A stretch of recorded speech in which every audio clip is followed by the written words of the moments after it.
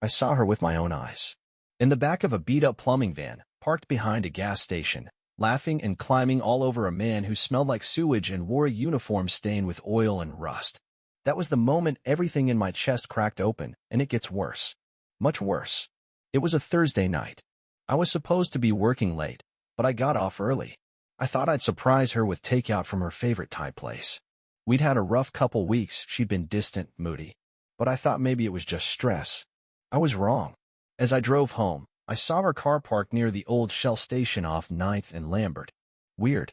She told me she was going to yoga. I pulled in without thinking, half curious, half concerned. That's when I saw it. Behind the building, just past the dumpsters, there was this old white plumbing van. The company logo was half peeled off, rust curling along the edges. The back doors were cracked open just enough. I recognized her voice before I saw her.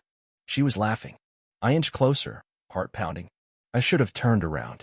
Should have respected her privacy. But I didn't. I kept walking. And then I saw her. My fiancée of 4 years, the woman I thought I knew better than anyone, was sitting in the lap of a man wearing grease-covered overalls. His hair was matted, face unshaven, arms covered in smudges. He looked like he hadn't showered in a week. I don't even know his name. I just know he works in pipes and filth. And somehow, she was kissing him like her life depended on it. I dropped the takeout bag. The thud made them jump. She looked right at me. No shock. No guilt. Just a little smile, like I'd walked in on something mildly inconvenient. She slid off him and zipped her hoodie. "You weren't supposed to be here," she said, like I'd ruined her night. I couldn't speak. My mouth opened, but no sound came out. My heart was trying to climb out of my throat. The guy just shrugged. Didn't even look sorry. He grabbed a half-empty energy drink from the van, gave me a nod, and walked off like nothing happened. She stayed, hands on hips, that little smirk still playing on her face. "You really thought I was going to yoga?" she asked, tilting her head. "God, you are so trusting. It's almost sweet." My legs gave out. I sat down on the curb. She didn't comfort me. She didn't cry. She just stood there, like she was bored. "I didn't cheat," she said after a minute. "We were just talking. Okay, and maybe kissing. But it's not like I slept with him." Her voice was flat, cold. I whispered, "Why?" She leaned down, looked me in the eye, and said, "Because you're safe. And safe is boring." Then she got in her car and drove off. I sat there for hours. The Thai food was cold by then, but the betrayal was fresh. I didn't sleep that night. I just sat in the living room, lights off, her photo still on the wall above the couch. The silence was louder than anything I'd ever heard. Around 2 a.m., the door opened. She walked in like nothing happened. She dropped her keys on the table, took off her shoes, and stretched like she'd just come back from a movie, not from crawling all over a man in a plumber's van. I stood up. My hands were shaking. "Why'd you come back?" I asked. She raised an eyebrow. "Because this is still my place. Or did you forget?" I couldn't believe it. "You think you can cheat and then just cheat?" She laughed. "You're so dramatic. We kissed. That's not cheating. Maybe if you weren't so soft, I wouldn't have needed that." Her words hit like bricks. I took a step back, and she saw it. She loved that. "Oh, come on, don't look like that," she said, tossing her bag on the floor. "You really thought I was perfect, didn't you? That you could lock me down with ring shopping and movie nights?" I whispered, "I would have forgiven you, if you just told me the truth." She turned, dead serious now. "That's the saddest thing you've ever said." She got close. Too close. I could smell him on her. She leaned in and said, "You would have forgiven me? You don't even realize how pathetic that makes you sound." Tears hit my eyes before I could stop them. She saw. She smiled. "You always believe the best in people," she said, almost mockingly. "Even when it's staring you in the face that you're not enough. That you never were." I tried to breathe. I couldn't. She walked to the fridge, pulled out a water bottle, took a sip, and said, "You know what your problem is? You're safe. You do everything right. You're so predictable. That's not love. That's a habit." I finally snapped. "Then leave. If I'm so boring, so weak, get out." But she didn't. She sat on the couch, legs crossed, and said, "No. You leave. I've got an early morning." I blinked. "This is my place." She grinned. "Half mine now. Remember? We signed that lease together. You want me gone? Go break the lease, pay the penalty, and then maybe I'll move out." I didn't have the money for that. She knew it. She reached for the remote. "You can sleep on the floor if you want. Or in the car. Whatever makes your little heart feel strong again. That night, I lay on the floor of my own apartment while she snored on the bed we bought together. She texted someone before falling asleep. I didn't need to ask who. And you know the worst part? I still wanted her to love me. Even after all of that. I spent the next week in silence. She moved around the apartment like a queen in exile, cold, smug, untouchable. I barely spoke. I barely ate. Every time I looked at her, I saw that moment behind the gas station, her straddling that man like I never existed. But something inside me shifted. I stopped begging. I stopped crying. I started watching. She thought I was broken. But I was awake now. Wide awake. She never changed her phone passcode. For digits. Easy. I waited until she was in the shower, heart pounding, hands trembling. I unlocked her phone and started scrolling. There were dozens of messages to him. His name saved as Drain Guy. I wish I was joking. You made me feel alive again. He never looks at me like you do. Don't worry, he's clueless. He still thinks I'm going to yoga, lol. I almost feel bad. He just looked so heartbroken. Like a kicked puppy. I stopped there. That line nearly made me throw the phone across the room. But I kept going. There were messages to another guy, too. Eric Jim, saved with a flexing emoji. She was sending him pictures. Not explicit, but close enough. It wasn't just the plumber. It was multiple men. And they were laughing at me. Joking about me. One of them called me the doormat fiancé. She didn't correct him. That's when I knew this wasn't about one mistake. This was who she was now. I took screenshots. Every text, every photo, every name. I sent them to a secret folder in my cloud account. Then I started downloading bank statements, apartment agreements, everything with both our names on it. I didn't have a plan yet, but I was going to make her regret every smirk, every insult, every time she said I was safe. She started slipping, getting sloppy. One night, she told me she was working late. I followed her. She wasn't at work. She was in some cheap motel on the edge of town. I didn't confront her.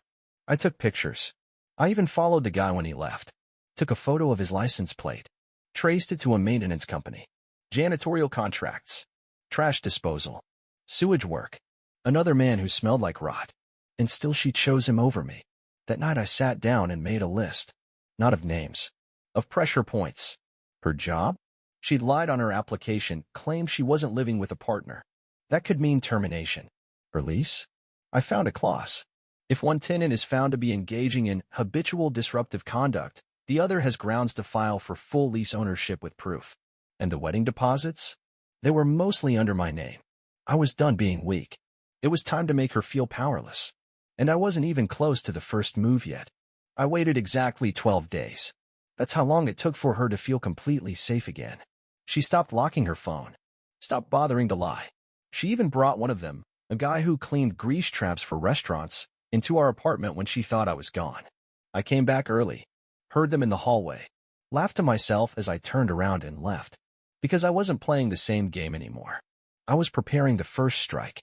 On the 13th day, I emailed the property manager.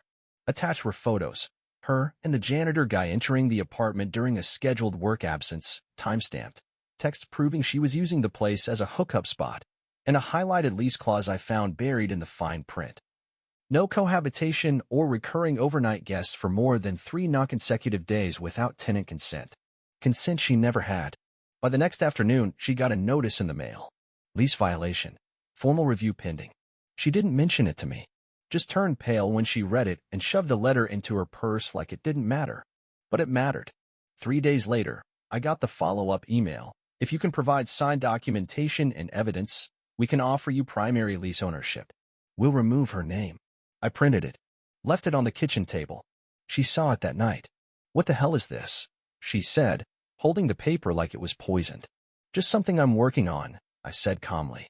You said you wanted freedom. I'm giving you space. Her jaw tightened. You're not serious. Oh, I'm dead serious. I'm just getting started. She laughed short, forced. You really think anyone's going to side with you? After how pathetic you've looked? I leaned back. That's the thing, isn't it? Everyone thinks I'm weak. You included. But weak men don't build files. Weak men don't wait. Weak men react. I'm not reacting anymore. She stared at me like she didn't recognize me. And maybe she didn't. That weekend, I called the venue where we were supposed to get married. I explained everything. Calmly. Showed them a few things. The cheating. The lies. The breakdown in partnership, as they call it. They refunded the deposit. Not to her card. To mine. Because I was the one who signed the agreement. I used that money to secure a lawyer. Quietly. I didn't file anything yet, but I had the consultation. I was learning. Preparing. And then came the job. She worked for a community nonprofit that pushed an image of integrity, values, family. I printed 2 pages of her text to the janitor. Just the parts where she mocked the organization. I swear if I have to sit through one more fake family values workshop, I'll scream. LOL. The director is such a joke. He actually thinks I live alone. I mailed it anonymously. No return address. No note. Just enough to make them wonder. She came home that night shaking. I got called into a meeting today, she said. Oh. I said, barely looking up. About what? She stared at me for a long time before saying, I don't know. But she knew. She just didn't know how deep I was willing to go. And that was just my opening move. I underestimated her. I thought I had her cornered. I thought the least notice, the job trouble, and the canceled wedding would be enough to break her stride. I forgot who I was dealing with. She didn't break. She retaliated. It started with the mail. One envelope from the electric company, then another from the credit card issuer. Overdraft fees. Late charges. Service interruptions. I hadn't touched any accounts. But she had. She'd switched her direct deposit over to a new bank and drained our joint account before I could even notice. She left me with a $47 balance and a dozen auto payments bouncing like rubber balls. I called the bank. Too late. Then came the social media post. One blurry picture of me from a party years ago, holding a drink and making some dumb face. Captioned. When your loyal fiancé spends more time stalking you than working. Clown face. But sure, I'm the villain. It got likes. Comments. People we knew from college chiming in like they knew what was happening. A few even messaged me, asking if I was okay. Then my boss called. He didn't say much, just that someone had sent the company a concerned email with screenshots implying I'd been harassing my ex and potentially stealing company time. None of it stuck. But it embarrassed me. And that was the point. I was sitting in my car outside the grocery store the next day when I saw her walk out of the pharmacy across the street. Not with the janitor. With someone new. Another guy. Younger. Wearing a cheap polyester uniform from a discount pest control company. I recognized the logo. He'd sprayed our apartment once for silverfish. He was laughing. She was clinging to his arm like she couldn't breathe without him. That night, I came home to find a printed letter on the coffee table. Notice of intent to vacate. Effective. End of month. I've found another place. I'll be moving in with someone who doesn't stalk me or guilt me for breathing. Keep the apartment. You'll need it. Alone. No signature. Just that same smug confidence bleeding through every word. And you know what? For a minute, it worked. I felt like everything I'd done, every quiet move I'd made, was pointless. She'd turned the story around, made herself the victim, and I was the broken man screaming into the wind. But then I saw the key she left on the counter, and taped to it was a sticky note. By the way, you were never hard to lie to. Thanks for making it so easy. I stared at that note for a long time. Something inside me burned. This wasn't about revenge anymore. This was about redefining who I was. She thought this was over. She thought she'd won. She was wrong. She was gone. Just like that. No goodbye. No confrontation. She left the apartment with a half-eaten yogurt in the fridge and the air still warm from her perfume. I stood in the doorway that night, staring at the key she left behind like it was a symbol of everything I'd failed to hold together. And then I opened my laptop. I hadn't touched the folder in days, the one where I kept screenshots, photos, audio recordings, and saved conversations. But I wasn't just looking at it anymore. I was ready to use it. The first move? I sent a respectful, detailed email to the nonprofit board of directors she worked under. I didn't rant. I didn't accuse. I wrote like someone concerned for the public image of a values-based organization. I attached her texts mocking their mission, her photos with questionable company, and a brief timeline showing how she used their name to get free event passes while hooking up with the janitor at hotel bars. 3 days later, she was fired. No press. No drama. Just a cold, HR sign letter. I only found out because she showed up at the apartment. Hair a mess. Hoodie inside out. Holding her phone like it had betrayed her. What did you do? She asked, her voice trembling. I shrugged. Told the truth. You ruined my job. You ruined me. She looked around like she didn't recognize the place anymore. You're not this person. I laughed once. I wasn't. But you billed him. She stormed out, slammed the door. I sat back and waited for the next move. It came 2 weeks later. I was checking the mail when I noticed a small white envelope tucked between bills. No return address. Inside, a printed screenshot of my Reddit post from a relationship advice thread. One I'd written months ago, begging strangers to help me figure out if I was crazy for suspecting she was cheating. She had printed it, highlighted parts, wrote in pen, paranoid, weak, unstable. No wonder you couldn't keep me. That night I drove past her new place. Not to confront her, just to see. It was a tiny apartment above a vape shop. Cheap curtains. Her car was there. So was his. The pest control guy's truck. She downgraded in every way. I drove off, smiling for the first time in weeks. Then I made my next move. I called the venue again, not for a refund. For the email list. Guests. Friends. Vendors. I sent out a message. Hi everyone. I just wanted to officially let you know the wedding is off. I caught my former fiancé cheating on me with 3 different men, including someone who unclogs restaurant toilets. While I've canceled the venue, I left the deposit intact and told the manager to use it to host a local foster care fundraiser next month. It felt more meaningful that way. Thank you for your support. Sincerely. The guy she called safe. I didn't sign my name. I didn't need to. The next day, my inbox flooded. Support. Shock. Quiet admiration. People weren't laughing at me anymore. She tried to twist the narrative, but I took it back. And the best part? She had no idea what else I had on her. Because I wasn't done. It started with a call from my HR department. Hey, we just need to ask you a couple questions. Got a moment? I said sure, thinking it was routine. It wasn't. Someone had sent an anonymous tip accusing me of inappropriate online activity during work hours, specifically referencing the Reddit post I'd written months earlier about the breakup. They claimed I was using company resources to spread defamatory information about someone tied to my personal life. She'd found a way to hit my job. They pulled browsing logs. And sure, I've been online during lunch, maybe a few minutes past that. But it was nothing malicious. Still, they had to formally document the incident. I wasn't fired, but now there was a file with my name on it. That night, I came home to find my apartment door slightly open. Nothing was stolen. Nothing broken. But something had changed. Her perfume lingered in the air, faint but undeniable. She had a spare key copy. I'd forgotten. The only thing missing? My backup hard drive. The one with the folder. Everything I'd collected, her texts, the photos, the recordings, gone. I sat down on the floor and tried to breathe. Then came the text. You really thought you were clever? I told you I always finish what I start. Maybe next time don't save your secrets in a drawer like a teenager. Followed by asterisko, and I've got copies now too. Just in case you want to play martyr again. Smiley face, asterisk. She wasn't bluffing. 2 days later, a post popped up on a private Facebook group I used to be in with college friends. She leaked one of my own voice memos, me breaking down the night I saw her with the janitor. My voice cracked and shattered.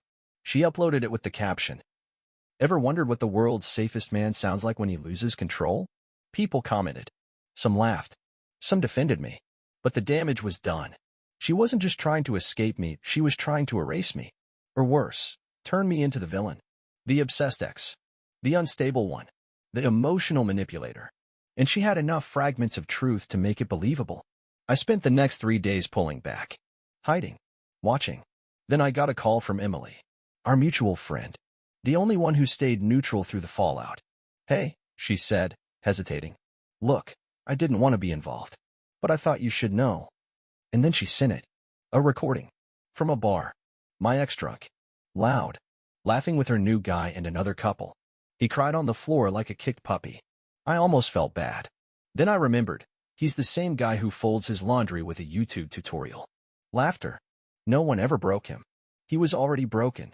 I just peeled the label off. I stared at the audio file for a long time. Then I smiled. She thought I was out of moves. But Emily didn't just send the audio. She sent something else too. An email. Forwarded from a burner account. From someone close to my ex's job. It had one line. If you're still looking for leverage, I'd check into how she got that grant money. Things don't add up. And just like that, I had my one thing. The thing that could burn it all down. I didn't sleep that night. I read that email 100 times, analyzing every word. The grant. The money. Something didn't add up. That's where I focused. I remembered she'd bragged about getting a $25,000 community development grant for the nonprofit she worked at before she got fired. I didn't care about it then. But now? It was a thread, and I pulled it. I started digging. 2 hours on public records. Then 3 more cross-checking financial databases. And there it was. The grant was issued to her personally, as a named coordinator. But the funds were supposed to go into the organization's account, not her own. Problem is she transferred them. Just under $8,000 went missing the same week she bought new furniture, a designer bag, and booked a last-minute hotel weekend in Miami. She used charity money to fund her finding myself getaway with a man who unclogs drains for a living. I documented everything. Screenshots, bank records, statement discrepancies. I made a clean PDF file with a cover page titled Fraud and Misappropriation, submitted for internal review. I sent it to the state grant board's tip line. I didn't attach my name, but I did CC her former boss and her landlord and the HR rep who fired her. She must have found out within hours, because at 7:03 p.m., she showed up outside my apartment. Not storming, not screaming, shaking. She knocked once. I opened the door. Her eyes were wide. Her mouth moved before sound came out. What did you do? I leaned on the doorframe. You mean, what did you do? They're investigating me now, she said, panicked. You don't understand. If they find fraud, it's a felony. I could go to jail. You mean like how I almost lost my job because of your email? I asked. She looked at me, really looked at me, for the first time in weeks. You're not who I thought you were. Neither are you, I said. Then I closed the door. She didn't knock again. 2 days passed. Then the ripple hit her life. The grant board flagged the issue for audit. Her name was placed on an internal watch list for future funding in the state. Her old job? Blacklisted her. She started losing freelance work too. Word was getting around. She tried to humiliate me publicly. But now her name was quietly radioactive. And still, she didn't stop. Because 2 days later, I got a legal notice. She was suing me. Defamation. Emotional distress. Cyber harassment. She had nothing solid, but just enough circumstantial noise to get it filed. She was swinging wildly, burning her own hands just to keep me in the fire with her. But what she didn't know was, I hadn't even played my final card. There was still one thing I'd been holding back. And once I used it, she wouldn't be able to show her face again. The court date came fast. Faster than I expected. It wasn't criminal, not yet. But her civil suit had teeth: emotional distress, character defamation, unlawful data collection. She claimed I'd leaked private conversations, weaponized personal material, and intentionally sabotaged her livelihood. Her lawyer came dressed like a shark. Mine like a tired accountant. Before it even started, I could tell this wasn't going to go my way. The judge looked annoyed, impatient, the kind of guy who just wants both sides to settle and stop wasting his time. Her side came out swinging. They had screenshots, messages I sent to vendors, anonymous emails traced back to my IP, even a shaky recording of me admitting I'd sent the financial docs to her employer. They painted me as obsessive, controlling, a man scorned. Her lawyer kept calling me unstable. Mine countered, sure, but nothing landed. Every time I opened my mouth, they twisted it. Every time I told the truth, it sounded like bitterness. And she sat there, tearful, calm, performed. Even I almost believed her. By the end of the hearing, the judge leaned forward and said, regardless of how things ended between the two of you, it's clear the actions taken were excessive. I'm inclined to grant the plaintiff a protective order. The defamation claim will proceed to mediation. In the meantime, both parties are instructed to cease all contact, direct or indirect. I didn't speak. I couldn't. Because in that moment, she won. She got the order. She got the narrative. And she walked out of that courtroom with a smile like she'd finally wiped me off the map. I sat on the bench outside, the weight of it pressing down. All of it. The betrayal. The humiliation. The fact that the woman who ruined me might walk away with a clean slate. Until my phone buzzed. An email. Subject: your inquiry about misallocated state funds. It was from a compliance officer at the state grant board. One line. We've reviewed your documentation. Thank you. Her case has been escalated. Attached, a redacted document. It was the beginning of a criminal fraud investigation. And then I remembered something Emily told me, something I'd nearly forgotten in all the chaos. During one of her rants at the bar, my ex had let it slip that she'd forged a signature on one of the disbursement forms. Said the accountant would never find it. But I found it. Because in the backup of her phone I'd made months ago, there was a PDF file she once sent to herself, a scan of the form. The name at the bottom? Not hers. I didn't forward it to anyone yet. Not the auditor. Not the state board. Not the cops. I just stared at it, knowing what it could do. Knowing how badly it could end her career, her reputation, maybe even her future. And that's when I heard from her again. That night, long after the courtroom went. I got a text from an unknown number. Then another. And another. Photos of us. Old ones. One with me holding her hand on our engagement day. One from our vacation. One where she was asleep on my chest, smiling. Then a final message. Please don't do this. I know what you have. I'm begging you. Please don't destroy me. She knew. She finally understood. I stared at the screen, my thumb hovering over the send button. I could have ended her. I could have watched everything she built collapse in front of her. But I didn't press it. I just sat there, with all the power in the world. And for the first time, no anger left in me. Only silence. Only one more thing to do. 3 days passed. I didn't answer her messages. Didn't open the door when she knocked. I didn't block her either. I wanted her to sit in it. In the not knowing. In the fear. The kind of fear she never thought she could feel from someone like me. I was supposed to be safe, right? She found out how unsafe I could be when the truth was on my side. On the 4th day, I got a knock on my door. Not pounding. Just 3 slow, hesitant taps. I checked the peephole. It was her. She wasn't wearing makeup. Her hair was tied up messy. No act. No smirk. Just eyes swollen from crying and both hands shaking. I didn't speak. Just opened the door. And then it happened. She dropped to her knees. Right there. In the hallway. On the hardwood floor we picked out together. Her voice cracked. Please. Please don't send that document. I'll lose everything. I stayed silent. She looked up at me, tears streaming down her cheeks. I know I deserve it. I know what I did. I know I broke you. I didn't think you'd fight back.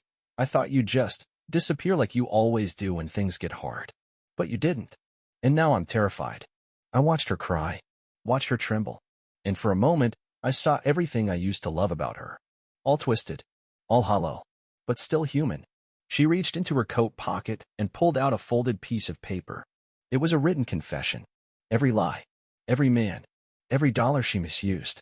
She'd signed it, dated it. If you want to ruin me, send this instead. Just don't let them find it themselves. Don't let me go to prison. I took it from her, unfolded it, read it. Then I walked over to my desk, opened the drawer, and pulled out the drive with the document that could end her. I held them both, her fate and her forgiveness. And I made my decision. I walked to the trash bin, dropped the USB in, and without a word, crushed it with my heel. She gasped. You're not. No, I said. You won. You embarrassed me, lied to me, broke me, and you still lost more than I ever did. I handed her the paper back. You want to start over? Do it the right way, but not near me. You don't get to rebuild here. She nodded through tears, still kneeling, still shaking. Then I walked her to the door. She turned back once. Why are you letting me go? I didn't answer right away. I just looked at her, the way I hadn't in months. Fully, calmly, finally at peace with the wreckage. And I said, what would you have done in my place?